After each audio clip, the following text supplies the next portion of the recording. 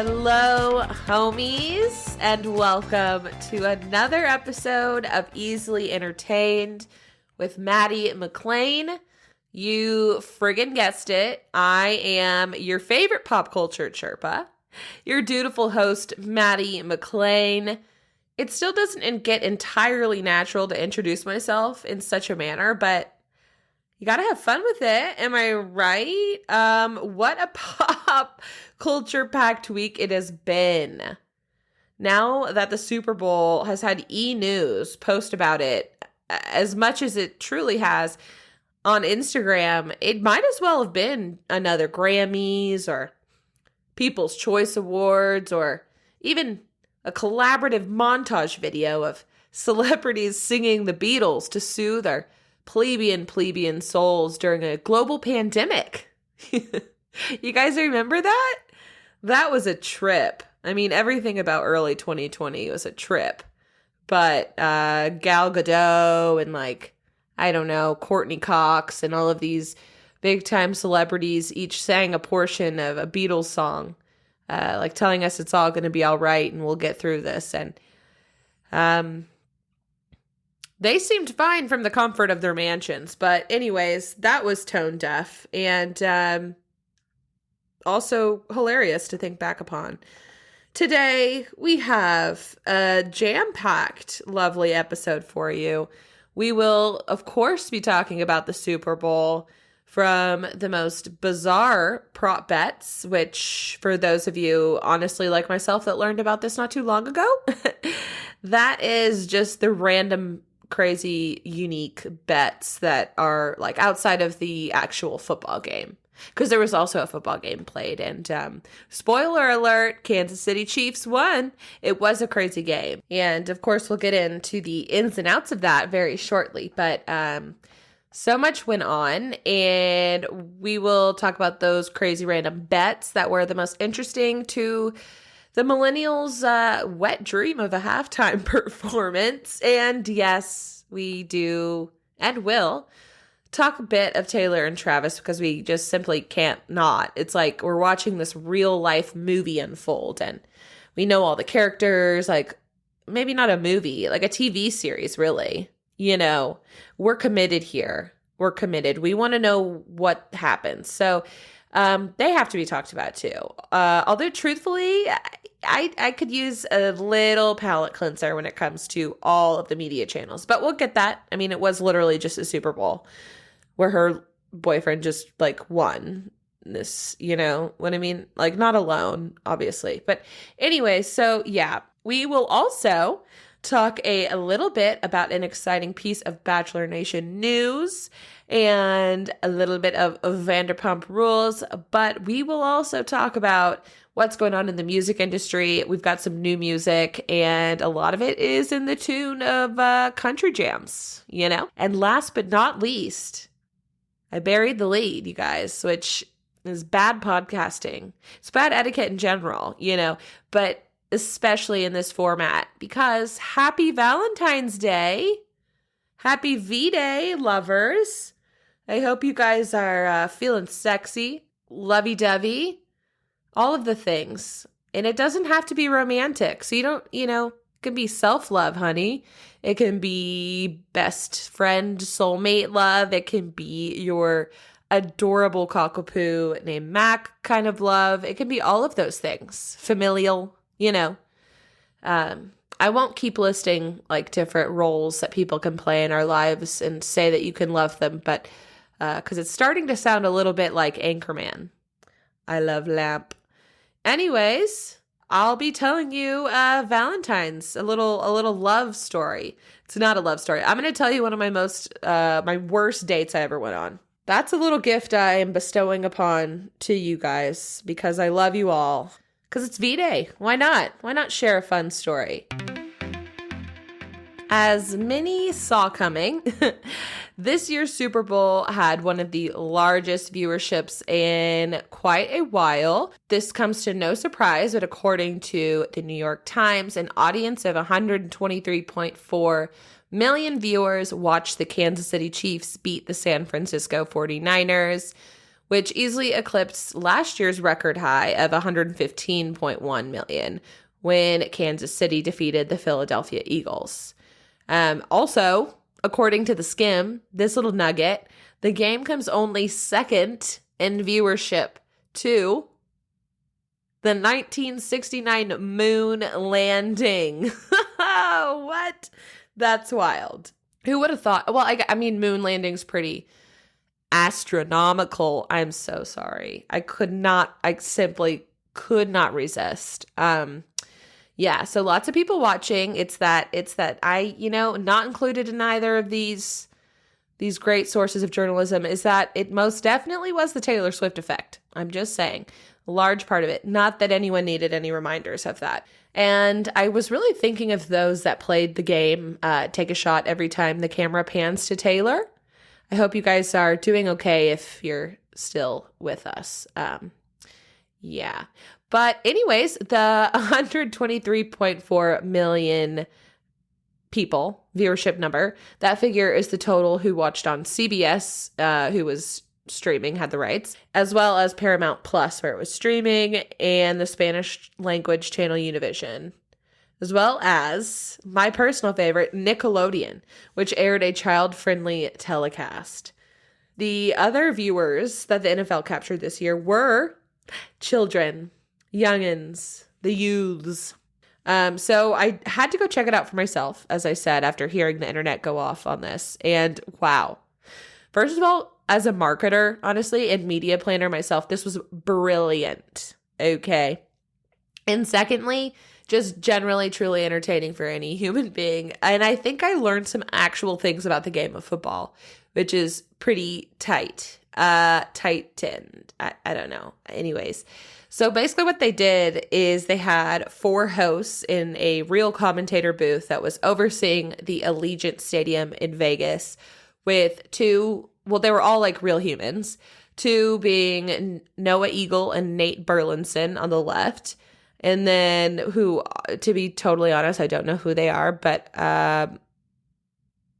they're real and they commentate. And then on the right is Tom Kenny and Bill Fagerbach, which are the voice actors for SpongeBob SquarePants and Patrick Star, respectively. So what they did is they used reality augmented animation. So Tom and Bill, the voices of SpongeBob and Patrick, they showed up as the characters and, moved around, like using, like, going into VR and you see, little avatars dancing about. So that was hilarious. And throughout the whole thing, they'd have like Dora the Explorer pop up to explain the rules. And, they had superimposed like floating pineapples and bubbles. And they even, put a pirate's hat on Patrick Mahomes and things like that. My personal favorite, how they'll use the Jumbotron and make sure they pick out all of the big names and the celebrities that are there watching the game. Well, they panned over to these animated versions of Doja Catfish, LeBron James, and Oprah Winfrey. So, if you've listened for the last few minutes, you will know and recognize that I do love a good pun. So, I personally loved that.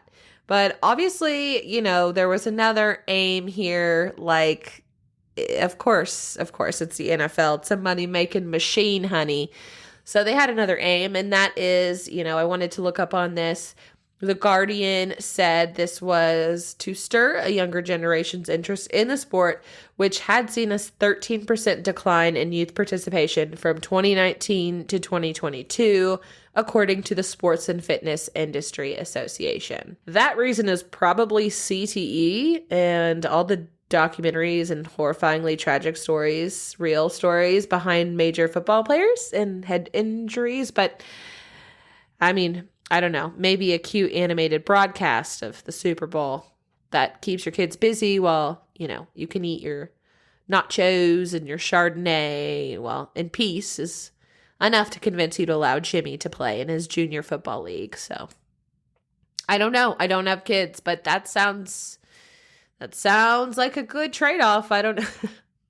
I'm sorry. Nothing to joke about there, but it's comedy, so Get over it. Anyways, to many, also, the Super Bowl is just as much about football as it is about the delicious American cuisine, that comes with this game, as well as the commercials and the ads, of course. But when it comes to food, you know what? Let's do a ranking, okay? We love a food ranking. My personal favorite and what I went for was I love a good chicken wing, okay? Or I'll do bites. I know, but preferably a chicken wing. Like mama wants to get a little dirty with it, right? So chicken wings, like buffalo medium, maybe a few other fun sauces in the mix. I don't know. I'll try other, but I'm going to stick largely with buffalo medium, okay? Hot, but not too hot. And, not a mild little bitch, right? So that and like dipped in just poodles. I couldn't decide to say pools or oodles. I don't know. Just a shit ton of ranch, okay? That's what I want. I want to drink it, right? I want to stick the chicken wings in there and then need to go for a swim, okay? I'm a saucy gal. What can I say? And preferably alongside, we need something carby, preferably cheesy to go with that. I mean, I'm partial to mac and cheese, or I would do a tots and waffle fries situation. Whatever you got, right? Queso and chips is assumed to be at this party, okay? And, yeah. Maybe number 2, I'd go with like a classic cheeseburger situation. And maybe pizza last, but yeah. Sound off, bitches. Tell me what y'all's favorite Super Bowl food is. What did you make? Did you make anything? Did you buy something? Did you buy something for yourself? Did you order takeout? Like, I want to know. But now that I've got you nice and hungry, the commercials, let's talk commercials, okay? They didn't slap for me this year like they have in the past. There are a few standouts, and but really it just felt like each brand was just dishing out buckets of money to get as many celebrities in their ads as possible. There were tons of celebrity appearances in ads. The one that I feel like was genius, and where they did, I think it all started before the Super Bowl even aired, but that was a good strategy here because I'm talking about it now, was the Michael Cera and CeraVe ads. So CeraVe, I think it's CeraVe. I think I ask every single one of my friends whenever I see it, and we've never come to a conclusion really. So I'm going to go with CeraVe. You tell me. And paparazzi snapped a photo of him carrying around this clear plastic bag full of CeraVe products around, and they put out some content, or Michael Cera did too, that made it seem like, oh shit, Michael Cera is he the owner of CeraVe? Like Michael CeraVe? That's crazy. Maybe it is. It's spelled the same way. I guess that's all we needed was the spelling of his last name in there for that to convince me. But basically for them to reveal in the Super Bowl ad that he's not, but he was part of it. And Michael Cera just makes everything he's involved in like infinitely better. I enjoyed that. I mean, Michael Cera's just a likable dude. I suppose I just gave other brands shit for hiring just a ton of celebrities for their ads, but at least there was a story arc there, some suspense, which reminds me too of the Snoop Dogg commercial that fooled us all, I think. Where he basically came out on Instagram saying that he was done smoking, said he's going smokeless now. And everybody was flipping out, like news articles came out about it, like Snoop Dogg's not going to smoke weed anymore. Holy shit. And that kind of rocked my world too, until we then saw an ad that was released fairly soon after he dropped that news of him selling the smokeless fire pits and solo stoves. There it is.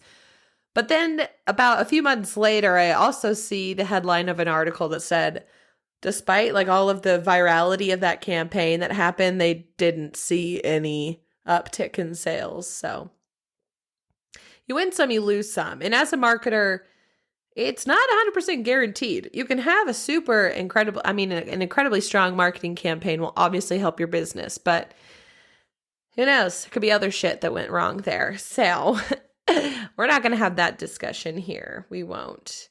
The other ad, I suppose, I don't know, the trailer that was released during the Super Bowl was the highly anticipated Wicked trailer. This is infamous because this is where pop star Ariana Grande met her new boyfriend, who also happens to have been married at the time, and his wife, his high school sweetheart and wife, just had given birth. And then he had it's pretty, allegedly, they had an affair. You know, they're saying the timelines didn't cross over, but like they did. And he's like, I don't get it. Nobody gets it, really. But this is the now infamous a la Mr. and Mr. That one should come out. Mr. and Mrs. Smith, where Brad Pitt and I can't talk, you guys. Where Brangelina became Brangelina. That's what I meant to say. You just hear the defeat in my voice. Oh, I don't even know if I'll edit this out. I don't know. Shows I'm a little quirky, right? Makes you kind of like me more. I don't know. One can hope. We'll see if that does the trick. But yes, it's giving Mr. and Mrs. Smith energy from Ariana and Ethan Slater. The Wicked trailer was good, and there was no Ethan Slater in the trailer. But of course, there was Ariana. She's playing Glinda the Good Witch. Oh, irony abounds. I love irony. Irony. One of my favorite tools of humor, comedy. Woof. What next? I'll tell you what's next. We got to talk about the halftime performance. You know, we got to talk about it. And if I'm being honest, at first when they announced that Usher was going to be the halftime performer, I was a bit of a hater, okay? I was a little bit of a hater, feeling a bit disappointed because he doesn't scream relevance to me, really. The last time he dropped an album was like 4 or 5 years ago. He's been involved in other songs and singles and such, but he will be releasing a new album, so hence why he took the halftime show. And by the way, the performers are not paid. So it's an unpaid internship, if you will. But of course, they make a lot of money in a bunch of other different avenues because they're so huge. And because, you know what? Usher is a damn icon. I guess I needed a little bit of reminding, but that's okay. You know, I can't be good at everything, you guys. His halftime show, I mean, the millennials obviously ate that up, right? And the millennial in me also ate that up. His opening song was unexpected. I was more expecting a little bit of, you know what I mean, to kick it off. But no, he started with Caught Up, still an iconic song that I kind of forgot about. He had many guest artists come up on stage that kept the millennial vibes going, including, of course, Alicia Keys, who honestly it gave me a little bit of a chuckle. And I think all of us did, because obviously Alicia Keys is an incredible singer. Her voice could end wars. Alicia Keys was brought on stage. Amazing singer. Talented. No doubt about it. The first note was really, really off. Like her voice cracked, and then, you know, she picked it right back up. But everybody was talking about how now on the NFL's YouTube clip of her performance, or of the whole, you know, halftime show, they auto-tuned it and corrected it. So now she doesn't have that voice crack in the beginning anymore. And that takes me back to the Mandela effect. Has it, all of those Mandela effect, the things that we look back in time, we're like, no, I could have sworn that the logo had a bow tie in it, but it never really did. What if there was a time we're all being fooled here? I guess in this case it would be the NFL, but I don't know how the NFL. Get back to me and I'll start on a better theory to propose to you all, but it's simply, I don't like it. I think that's what it is. I don't like that we're doing that there. It's a moment. She's real. She's human. Alicia Keys' voice cracks, and that's okay. We still love her. Ugh. Anyways, she did great. And he was also, Usher was, hugging her down from behind. And people were like, oh my God, Alicia Keys is married. They're going to freak out. Well, so Usher got married after the halftime show. Cute. I guess they are in Vegas, so it makes things like that a little bit easier. But yeah, people were flipping out. It's like they're artists. They've sung together many a times. Relax. Then Usher also brought out her, will.i.am, Jermaine Dupri, Lil Jon, and Luda. So he had a whole crew with him. A lot of people didn't love the performance. They said, his voice was a little low or hard to hear, and he didn't actually sing that much, but he did a lot of other shit too, like skating where he almost fell for a second there, dancing, you know what I mean? He's a performer, okay? Let the man do his art, all right? Okay? Kelly sitting behind your keyboard, eating your TV dinner. Usher did pretty good. Can you do that? I don't know why I got so defensive of Usher. I guess I'm a hater turned lover, and hate is not the opposite of love, right, you guys? This is a little Valentine's Day reminder. Apathy is. So, I don't know. I guess use that as you may today on Valentine's Day. And of course, now we're going to talk a little bitty titty about some of the weirder prop bets that were made in this year's Super Bowl, which I find to be highly intriguing. I should have learned about this a long time ago, but your girl is not better.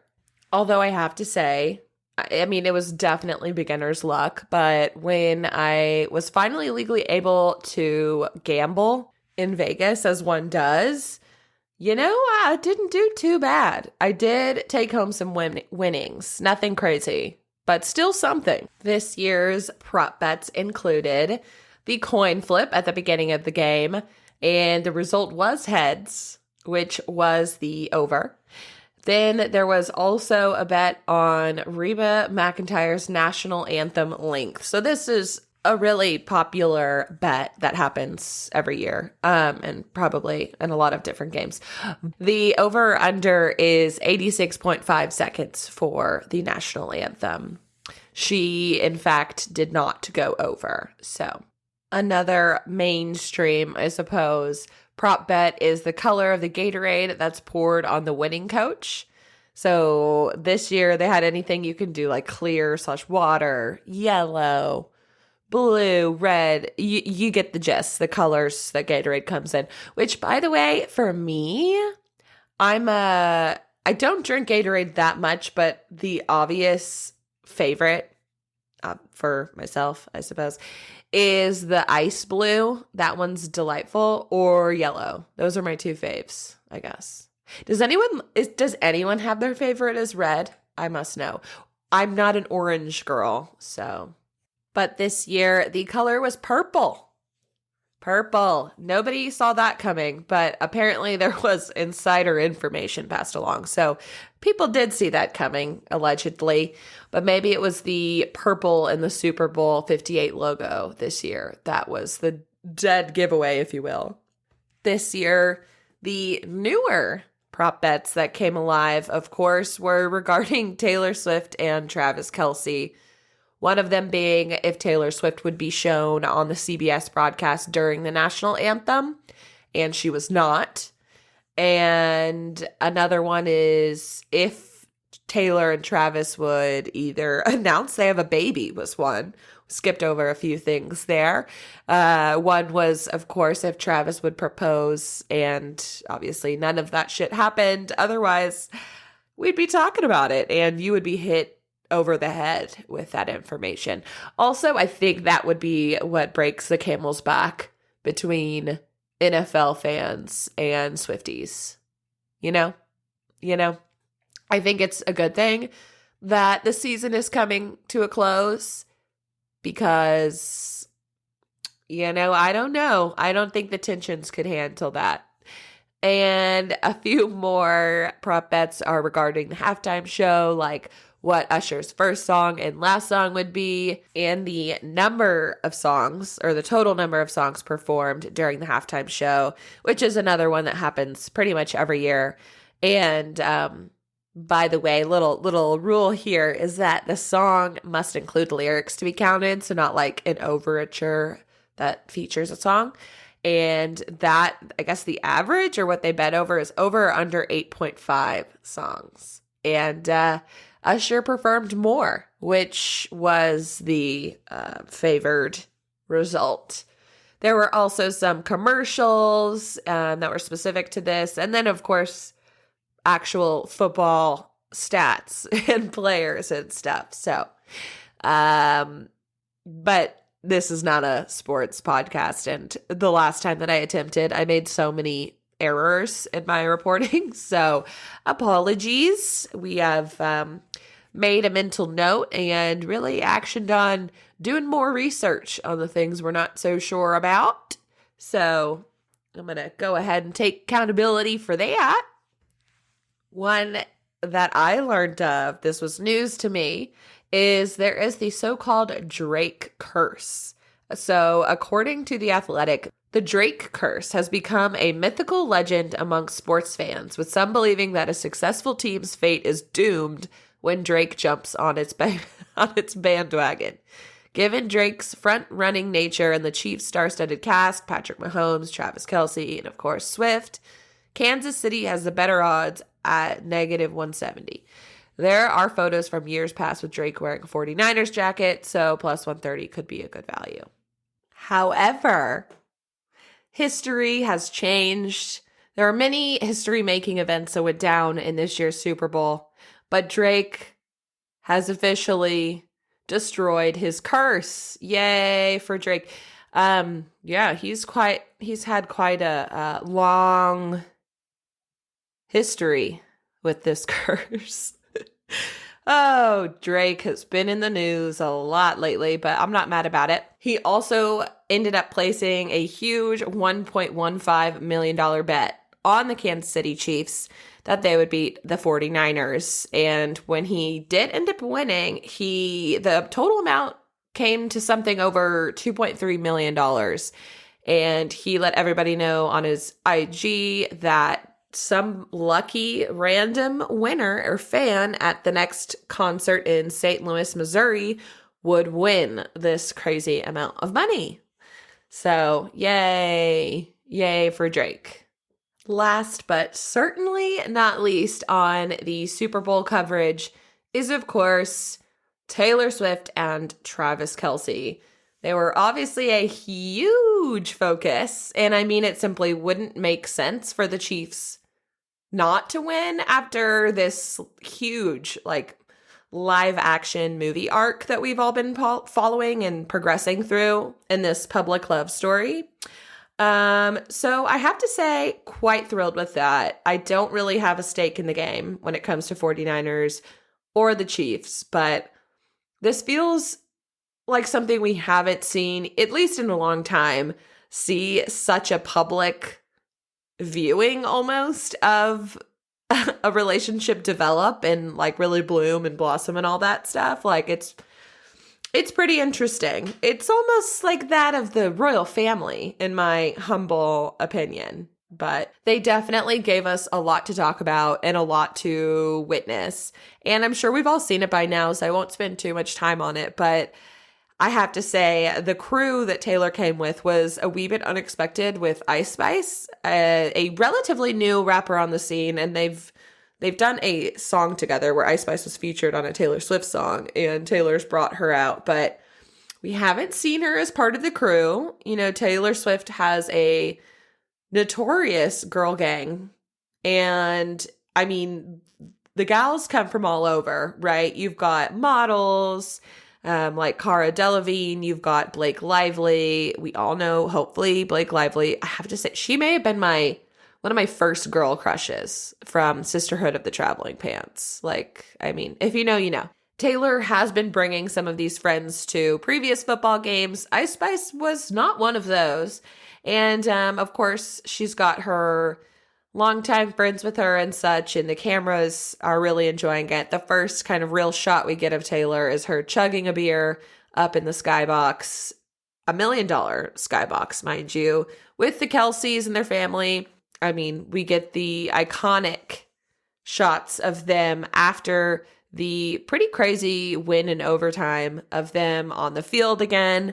And NFL, I guess one of their social media channels waited a while to kind of report this out because there had been, I mean, a million different angles and videos catching the two of them trying to hear what they were saying. But basically, Travis was saying, this is crazy. Like, why are you? Oh my God, you can't believe you made it from Tokyo. Like, thank you for coming. Thank you for coming.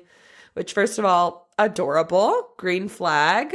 I mean, you just, like, this is his big day, you know? We get this audible, how do you not have jet lag? And Taylor Swift iconically responds, jet lag is a choice. I mean, mic drop, right? Like, what a fucking queen. I agree. I think it is. I mean, having, like, a private plane would probably really help the jet lag prevention out, you know? It's probably a lot more cozy, comfy, but that's okay. It's still iconic. Then, of course, we get videos from the after parties of Taylor Swift singing to Marshmello's remix of her own songs, You Belong With Me and Love Story, to Travis Kelce. Like, what? Swifties are freaking out all over the world, and luckily we're getting all the footage. I mean, they're in just a Vegas club. Like, we haven't really seen Taylor party before, so also love this for her. She's really finally experiencing, I feel like, some rites of passage. Definitely clubbing in Vegas is one of them. But Jason Kelce's the real mascot, I feel like. Jason Kelce, I want to club with Jason Kelce. Probably more than Travis or Taylor. I'm sorry I said it. He's the one wearing a luchador mask, just vibing, just dancing out there with Marshmello, and I mean, that tracks, doesn't it? That'll be it for the Super Bowl on this episode. In other Bachelor Nation news, it has officially been confirmed that the Golden Bachelorette will be premiering later this year in 2024. And they have yet to announce who the Golden Bachelorette will be, but it has been officially confirmed. We had not gotten that confirmation yet, just some hopeful guessing, but I mean, they would be dumb not to do it, because the Golden Bachelor was their highest viewed series of the entire season, and within Hulu itself, it was the #1 unscripted series premiere ever on Hulu. So that's pretty crazy. Of course, we are waiting to figure out who will be named the Golden Bachelorette, but it's pretty safe to say the way that they typically do it is that will probably be announced at the end of Joey's season of The Bachelor, maybe the Women Tell All, or after the final rose once he's chosen his winner. So that's exciting. And we'll obviously have a Bachelorette next too. We'll see who that'll be. You know, definitely there's so much to talk about on this season of The Bachelor. Everybody is way more into it, as they should be. They finally chose a really great Bachelor, but I love so many others. It's just, okay. It's not fun when I'm super PC, but he's definitely my favorite for a long time. They kept choosing contestants that nobody was asking for. So that's exciting. But what I want to update you all on is that we will have a special dedicated episode to the Bach Nation fans out there with one of my very close friends and guest co-hosts that will be coming on next week. So get excited for that, and we'll talk all things Bachelor. So catch on up if you aren't yet, and we'll have an exciting kind of dedicated episode for that. Next topic of our very, very important meeting today. Sorry, I just wanted to switch it up. You know what I'm saying? Vanderpump Rules. We have seen now 3 episodes, and while I won't spoil. I won't spoil a ton of things. We're just going to talk a little bit about what we've seen so far. Nothing's really spoilable, I suppose, but just for a forewarning, this specifically will kind of touch on the first 2 episodes of this new season of Vanderpump. So if you don't want that, I'd skip ahead. Okay, I have to say, and this is, there's been rumblings. People have been talking about this, but there really is kind of aura, I suppose, for lack of a better word, of finality to the season. There are speculations that this will be the last season of Vanderpump Rules, which is very sad. And it's been going for this is the 11th season. And it's always been really good. For me, it's been, we've got like the OC, Laguna Beach. No, the OC Hills, I would say. And then I would put Vanderpump Rules of like iconic LA, not LA really, but iconic Southern California reality TV shows. It's a very niche subgroup here, but still, I like it, okay? The vibes of finality really start stanking up the place when they feature a lot of the closing of one of Lisa Vanderpump's restaurants, Pump, in 2023. So in episode 2, they spend a good chunk of time on this like farewell party for Pump.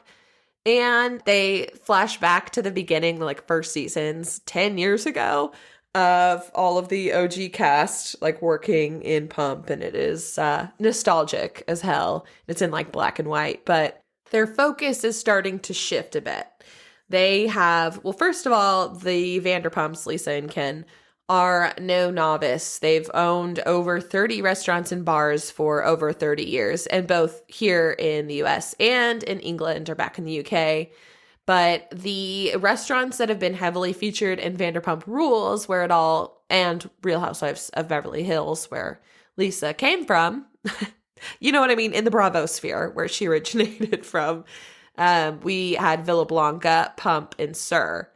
And now both Villa Blanca and Pump have been closed down. So we only have, in terms of restaurants, Sir is still there, which, by the way, stands for Sexy Unique Restaurant, which I find incredible. And then, of course, they've got the bars Tom Tom. And the attention is also starting to shift to Vanderpump Villa, which, I don't know, feels a little scandalous because it's not going to be broadcast on Bravo, but it will be broadcast on Hulu.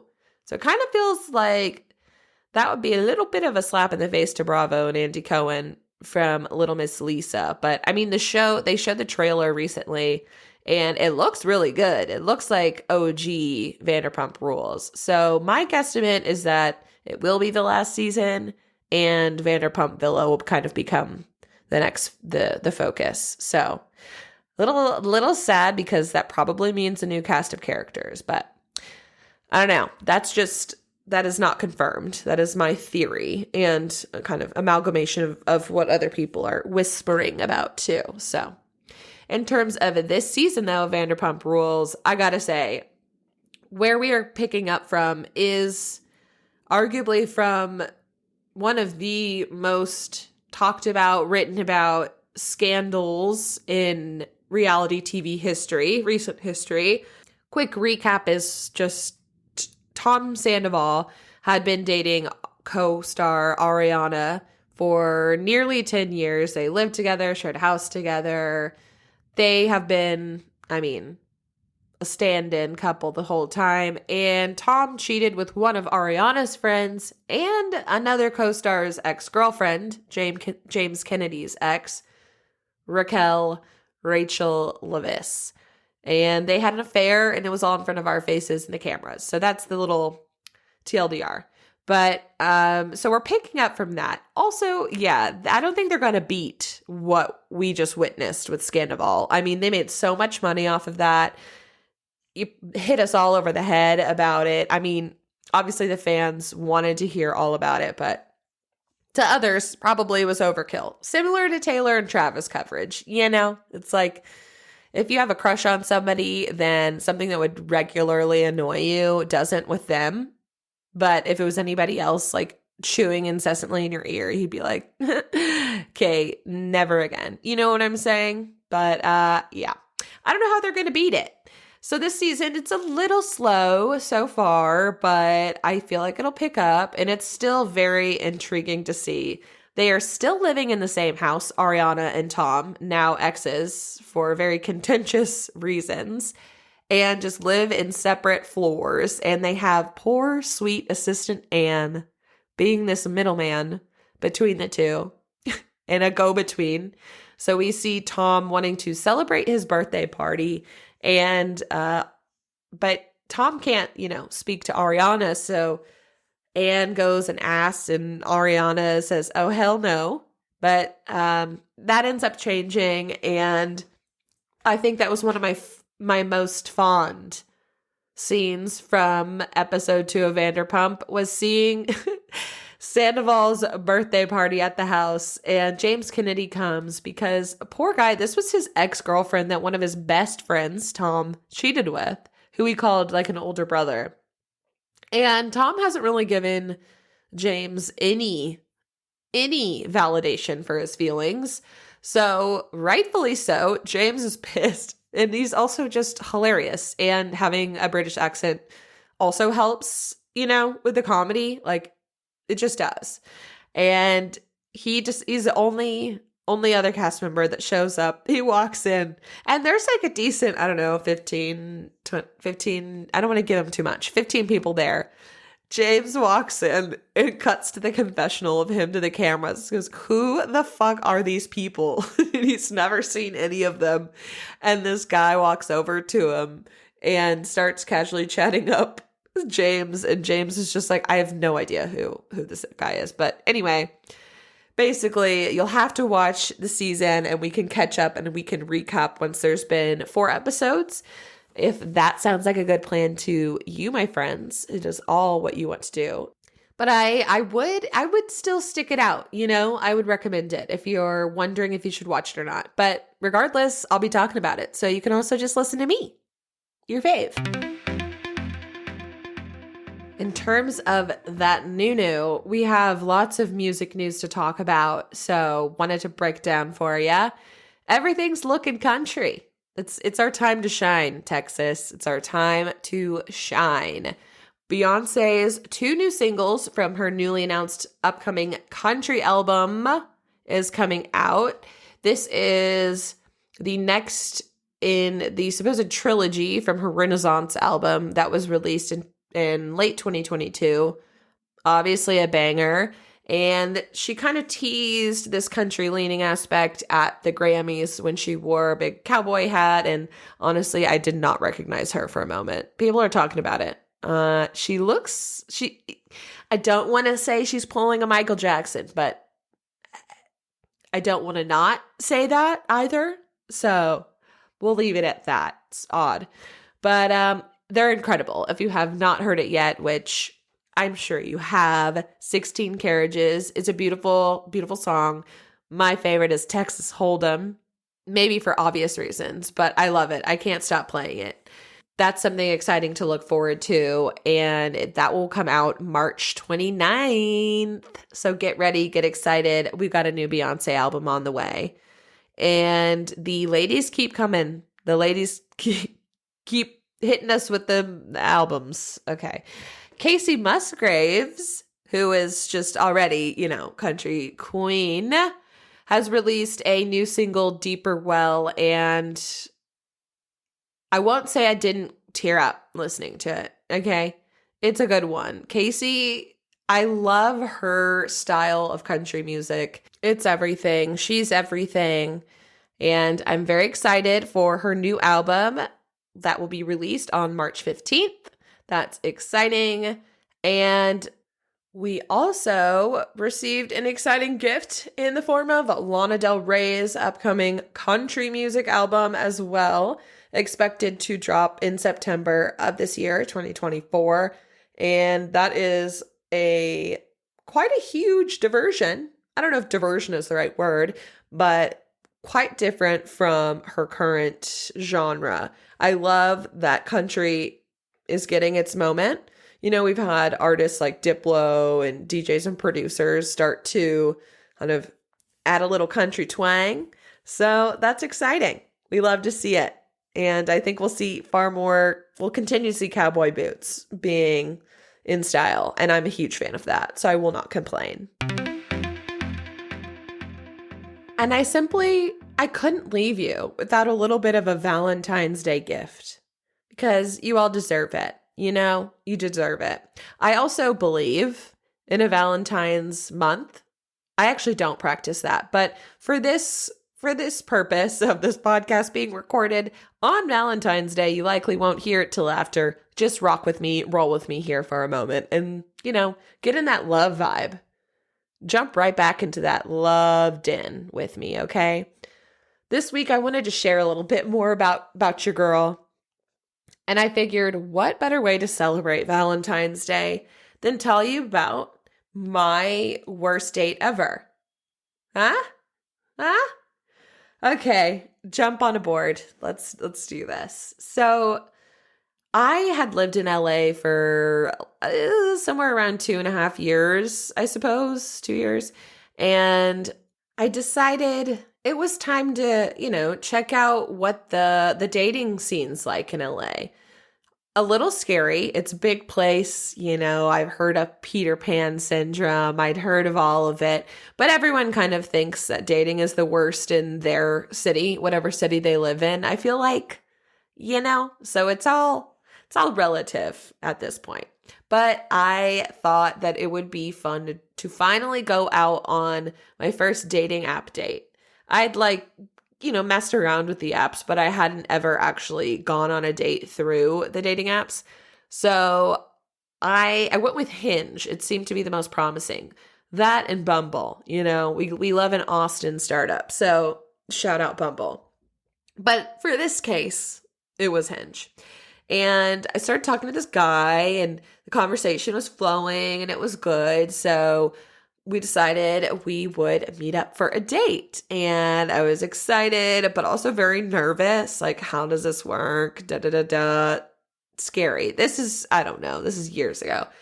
And so we chose a great first date spot. It was a nice rooftop bar thing. The first date went really well. We ended up talking for over 3 hours or something like that. We were there for a long time, had a good time. So second date comes and goes, and this goes well. You know, we escalated things to dinner and drinks and not just drinks. Highly recommend. And if you don't drink, insert other fun activity here. I found activities for sure are the most fun where you're experiencing something like arcade or I don't know, something like that. But what I also will now tell you is don't do what I did and go to a baseball game, go to any sports ball game because you're stuck there now. You're committed once you get to that game. You're committed, just not so early. So this is our third date, which the third date it's a pivotal number, right? This is where you decide yay or nay. We could pursue this thing or not. So the pressure's already on, but it's exciting. If you've been to LA, you know that getting somewhere already takes forever. So we already get in the car and have a 45-minute drive, just sober Sally's, just chatting, still don't know each other that well. We get to the game but I'd won these tickets from the ad agency that I was working for. So, and he had told me that he loved the Dodgers. Been his favorite team for a while. I was like, oh, okay, going out on a limb here. And I mean, go me, whatever, but probably regret that a little bit now. So we get to the game and we're a little bit late, but we're like, let's grab a drink first. And we could either go up to the bar or we could go take our seats after, like a bar lounge that the tickets had access to. We're like, no, and just this matters. Just I wish we'd chosen differently.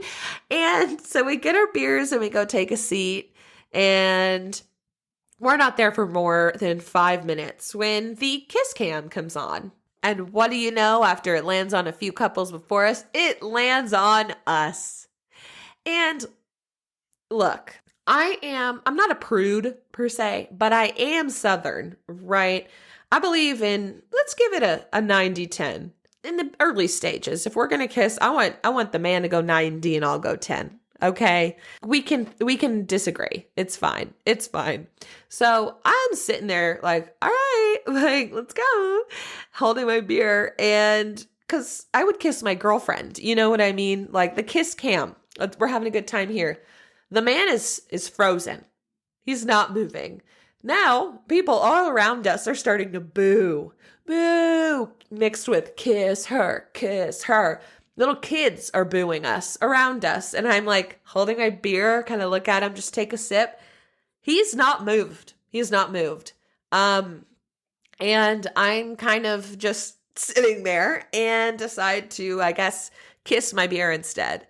I am horrified. The kiss cam leaves us, but people are still booing, like, what? Kiss her. I'm like, why? What? Like, so I turned to him like, wow, you choked there, didn't you? He's like, yeah, I don't even remember what he said, because there wasn't enough time, because the kiss cam came right back and landed on us. And what do you know? Same thing happens.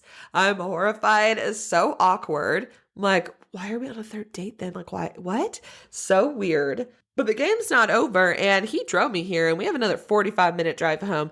So after that, I was like, what? He's like, I'm sorry, I just got so nervous. So after that, we proceed to get hammered, and, well, I do, and he drives me back. So that was an experience. Definitely provided for a story, for sure.